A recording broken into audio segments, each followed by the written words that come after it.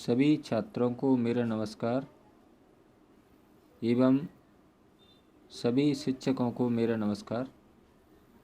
देखिए, आज हम एक वीडियो बनाने की कोशिश कर रहे हैं जिससे कि बच्चे आसानी से प्रश्न उत्तर वस्तुनिष्ठ प्रश्नों को हल कर सकें।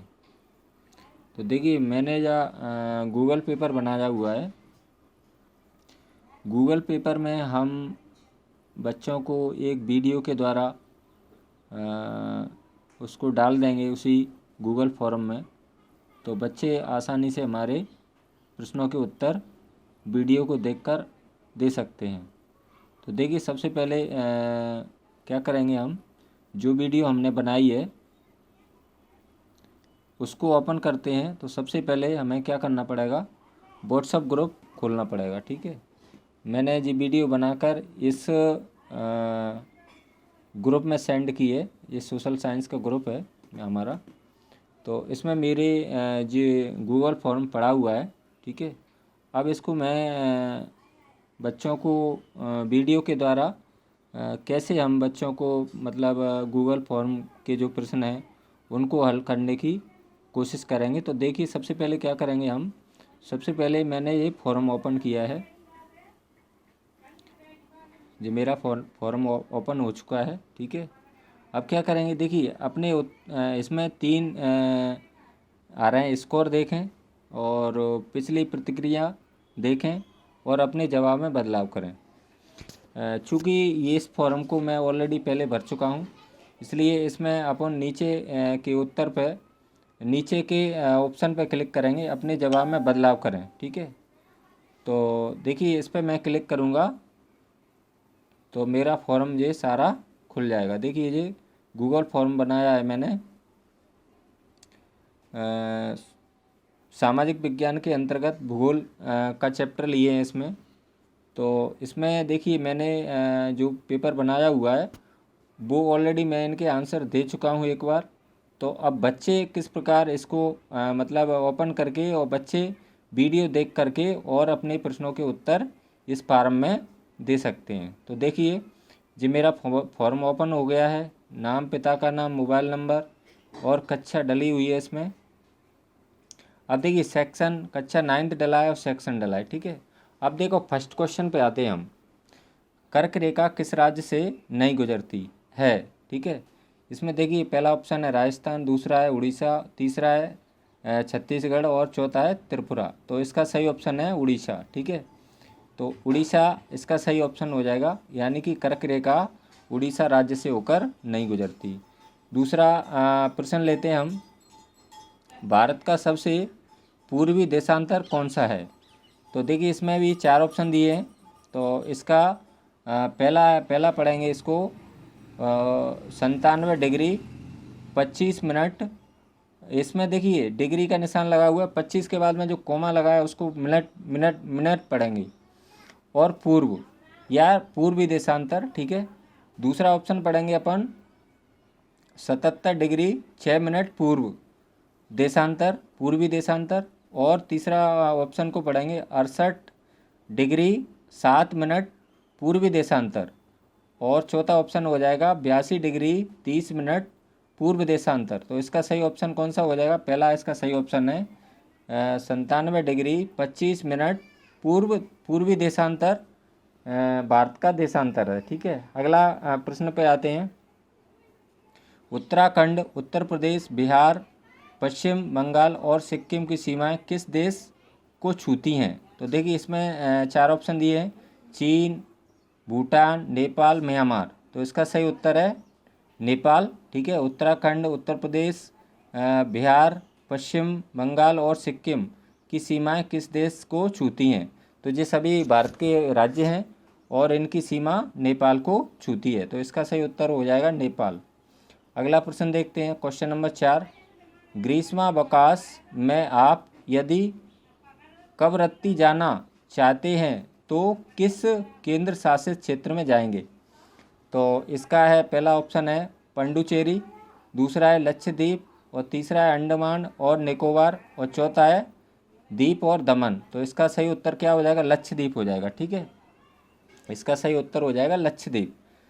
और इसके बाद में 5वां क्वेश्चन है, मेरे मित्र एक ऐसे देश के निवासी हैं जिस देश की सीमा भारत के साथ नहीं लगती है, आप बताइए वह कौन सा देश है। तो देखिए इसमें पहला है ऑप्शन भूटान, और दूसरा है तजाकिस्तान, तीसरा है बांग्लादेश, और चौथा है नेपाल। तो इसका सही उत्तर हो जाएगा तजाकिस्तान, ताजिकिस्तान, ताजिकिस्तान। ठीक है। अगला मैं अध्याय 2 में आ रहा हूँ, भूगोल के ही चैप्टर हैं ये सभी। भारत का स्वरूप, पाठ का नाम है भारत का स्वरूप। देखिए अब इसमें 6वां क्वेश्चन लेते हैं, एक स्थलीय भाग जो 3 ओर से समुद्र से घिरा हो, यानी कि एक स्थलीय भाग, स्थल की सीमा जो 3 ओर से समुद्र से घिरी होती है, उसको क्या कहते हैं, तट, प्रायद्वीप, द्वीप, और इनमें से कोई नहीं। तो इसका सही उत्तर क्या हो जाएगा, प्रायद्वीप हो जाएगा, द्वीप इसका सही उत्तर हो जाएगा। ठीक है। अगला क्वेश्चन लेता हूँ, प्रश्न 7 लेता हूँ, भारत के पूर्वी भाग में म्यांमार की सीमा का निर्धारण करने वाले पर्वतों का संयुक्त नाम।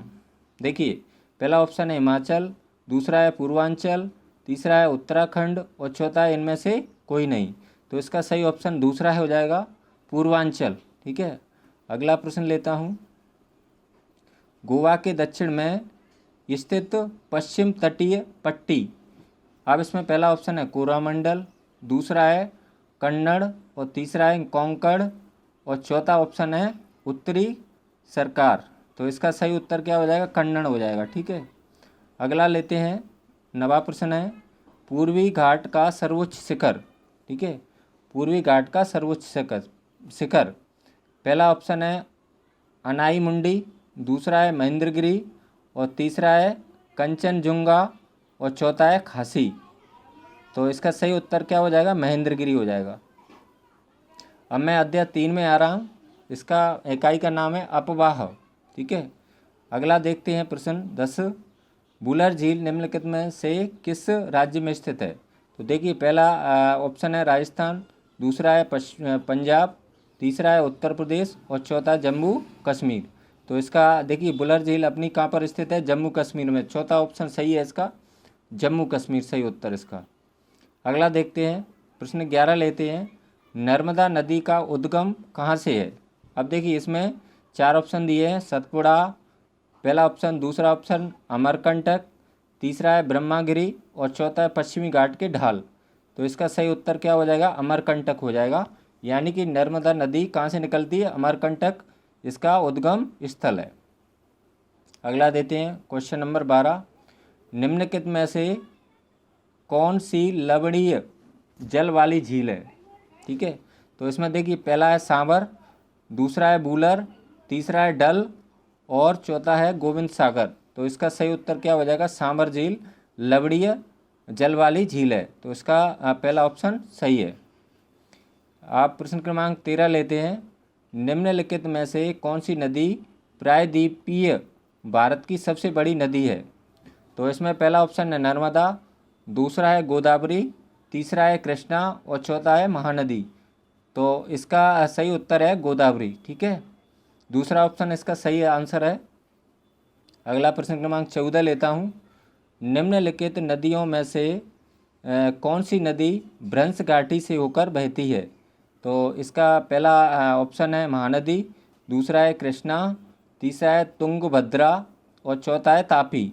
तो इसका सही उत्तर हो जाएगा 14 का तापी। निम्नलिखित नदियों में से कौन सी नदी भ्रंश घाटी से होकर बहती है, इसका सही उत्तर हो जाएगा चौथा तापी। अब मैं पाठ अध्याय 4 लेता हूँ, और पाठ का नाम है जलवायु। ठीक है। प्रश्न क्रमांक 15 लेता हूँ, नीचे दिए गए स्थानों में किस स्थान पर विश्व में सबसे अधिक वर्षा होती है। तो देखिए पहला है सिलचर, दूसरा है चेरापूंजी, तीसरा है मासिनराम, और चौथा है गुवाहाटी। तो इसका सही उत्तर हो जाएगा मासिनराम। यहाँ पर सबसे विश्व में सबसे ज़्यादा वर्षा होती है, और ये भारत में स्थित है यह क्षेत्र। अगला प्रश्न क्रमांक 16 लेता हूँ, ग्रीष्म ऋतु में उत्तरी मैदानों में बहने वाली पवन को निम्नलिखित में से क्या कहा जाता है।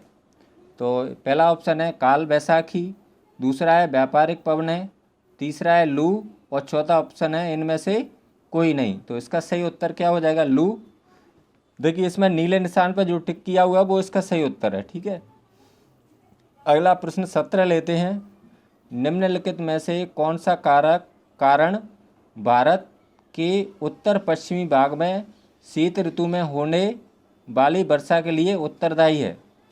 पहला है चक्रवातीय अवदाब, दूसरा है पश्चिमी विक्षोभ और तीसरा है मानसून की वापसी और चौथा है दक्षिण पश्चिम मानसून।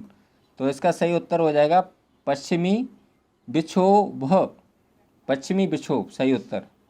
18 प्रश्न नंबर 18 लेता हूँ। भारत में मानसून का आगमन निम्नलिखित में से कब होता है? देखिए भारत में जब मानसून आता है तो किस समय भारत में मानसून का आगमन होता है? पहला है मई के प्रारंभ में, दूसरा है ऑप्शन है जून के प्रारंभ में, तीसरा ऑप्शन है जुलाई के प्रारंभ में और चौथा ऑप्शन है अगस्त के प्रारंभ में। तो इसका सही उत्तर क्या हो जाएगा? जून के प्रारंभ में भारत में मानसून का आगमन होता है। तो इसका सही उत्तर हो जाएगा दूसरा, जून के आरंभ में। प्रश्न क्रमांक 19 लेता हूँ। निम्नलिखित में से कौन सी भारत में शीत ऋतु की विशेषता है? तो देखिए शीत ऋतु की विशेषता क्या हो जाएगी इसमें? पहला ऑप्शन है गर्म दिन एवं गर्म रातें, दूसरा ऑप्शन है गर्म दिन एवं ठंडी रातें, तीसरा ऑप्शन है ठंडा दिन एवं ठंडी रातें और चौथा ऑप्शन है ठंडा दिन एवं गर्म रातें। अब देखिए इसमें दूसरे पे नीला डॉट लगा हुआ है, जी इसका सही उत्तर है। इसका ऑप्शन हो जाएगा दूसरा सही उत्तर, गर्म दिन एवं ठंडी रातें। अगला है प्रश्न 20। भारत की जलवायु कैसी है? देखिए पहला ऑप्शन है मानसूनी और दूसरा है अमानसूनी। तो इसका पहला उत्तर नीला डॉट लगा हुआ है, ये राइट आंसर है पहला, मानसूनी जलवायु भारत की। ठीक है, आप लेते हैं अध्याय 5 है, पाठ का नाम है प्राकृतिक वनस्पति एवं वन्य प्राणी। 21 नंबर का प्रश्न लेता हूँ। रबड़ का संबंध किस प्रकार की वनस्पति से है? तो देखिए इसका रबड़ का संबंध पहला है टुंड्रा, दूसरा है हिमालय, तीसरा है मैंग्रोव और चौथा है उष्ण कटिबंधीय वर्षा वन। तो इसका सही उत्तर हो जाएगा उष्ण कटिबंधीय वर्षा वन। प्रश्न 22 लेता हूँ। सिनकोना वृक्ष कितनी वर्षा वाले क्षेत्र में पाए जाते हैं? देखिए सिनकोना की वृक्ष की जो छाल होती है वो सिनकोना वृक्ष कितनी वर्षा वाले क्षेत्र में पाए जाते हैं? तो पहला है 100 सेंटीमीटर, दूसरा है 50 सेंटीमीटर, तीसरा ऑप्शन है 70 सेंटीमीटर और चौथा ऑप्शन है 50 सेंटीमीटर से कम वर्षा। तो इसका सही ऑप्शन पहला हो जाएगा, 100 सेंटीमीटर में सिनकोना वृक्ष पाए जाते हैं। अगला 23 प्रश्न नंबर 23। सिमलीपाल जीवमंडल निश्चय कौन से राज्य में स्थित हैं? तो पहला ऑप्शन है इसका पंजाब, दूसरा है दिल्ली, तीसरा है उड़ीसा और चौथा है पश्चिम बंगाल। तो इसका सही उत्तर उड़ीसा हो जाएगा, तीसरा ऑप्शन सही है इसका। अगला क्वेश्चन नंबर 24 लेते हैं। भारत के कौन से जीवमंडल निश्चय विश्व के जीवमंडल निश्चयों में लिए गए हैं? तो पहला है मानस, दूसरा है मन्नार की खाड़ी, तीसरा है नीलगिरी और चौथा है नंदा देवी। तो ये सभी उपरोक्त सभी ऑप्शन सही है इसके, यानी कि जो भारत के जीवमंडल हैं निश्चय हैं जो विश्व के जीवमंडल निश्चयों के लिए लिए गए हैं, ये सभी हैं। मानस भी है, मन्नार की खाड़ी भी है, नीलगिरी भी है और नंदा देवी, उपरोक्त सही आंसर है इसका। तो मैं आशा करता हूँ कि यह वीडियो बच्चों के लिए और हमारे शिक्षकों के लिए लाभदायक है। तो आप भी इस प्रकार का वीडियो बना सकते हैं। तो यदि आपको यह वीडियो पसंद आई हो तो आप इसको लाइक करें, शेयर करें और सब्सक्राइब करें। धन्यवाद, सभी को मेरा नमस्कार।